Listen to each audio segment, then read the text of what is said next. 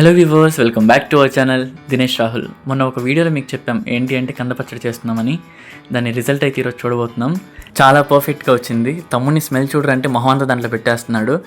ఇక ఈ కంద పచ్చడిని ఎలా చేయాలి అనేది పాయింట్ టు పాయింట్ లాంగ్ వీడియోలో అప్లోడ్ చేస్తున్నాం ఒక 2-3 డేస్ తర్వాత. Please watch it. దాంట్లో చూస్తే మీకు ప్యూర్గా అర్థమవుతుంది. మన ఆవకాయ టమాటా లాగా చేసిన ఒక 2-3 డేస్కి తినకూడదు. ఎందుకంటే ఇది చేసింది ఏ కంద అంటే దురద కంద అంటారు కదా. చాలా ఇచ్చింగ్ సెన్సేషన్ ఎక్కువ. మనం తింటే నోరంతా చాలా దురదొచ్చేస్తుంది. అసలు ఎంత పెయిన్గా ఉంటుందంటే అది చెప్పలేం, వర్ణాతీతం అనమాట. కాబట్టి మనం పచ్చడి చేసుకున్న ఒక 15-20 డేస్ తర్వాత తింటే చాలా మంచిది. ఎందుకంటే అసలు ఆ దురద అప్పటిదాకా పోదనమాట. అది ఎప్పుడైతే మొక్క బాగా ఊరుతుందో అప్పుడు కొంచెం తగ్గుతుంది. సో జాగ్రత్తగా ఉండాలి. ఒక పచ్చడి పెట్టిన ఒక 7-8 డేస్ తర్వాత అనుకుంటా, ఎవరికి అంటే మమ్మీకి కూడా తెలియకుండా తినేసాను ఒక పీస్.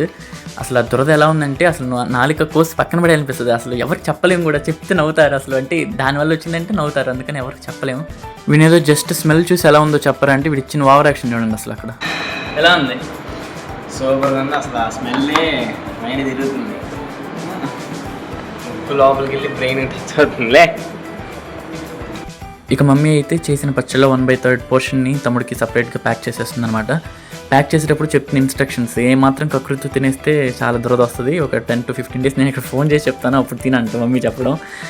ఈ దురద కింద దొరకడం చాలా రేర్, కానీ దొరికితే మాత్రం ఇలా పచ్చడి చేసుకోవడం మాత్రం అసలు మర్చిపోవద్దు. తప్పకుండా చేసి ఎలా ఉందో కామెంట్ సెక్షన్లో తెలియజేయండి. మన ఛానల్ ఆల్రెడీ ఇప్పుడు 900 సబ్స్క్రైబర్స్ని రీచ్ అయింది. ఇంకొక 100 అయితే 1000 రీచ్ అయిపోతుంది అనమాట. సో ఎవరైతే ఇంకా సబ్స్క్రైబ్ చేసుకోలేదో ప్లీజ్ డూ సబ్స్క్రైబ్.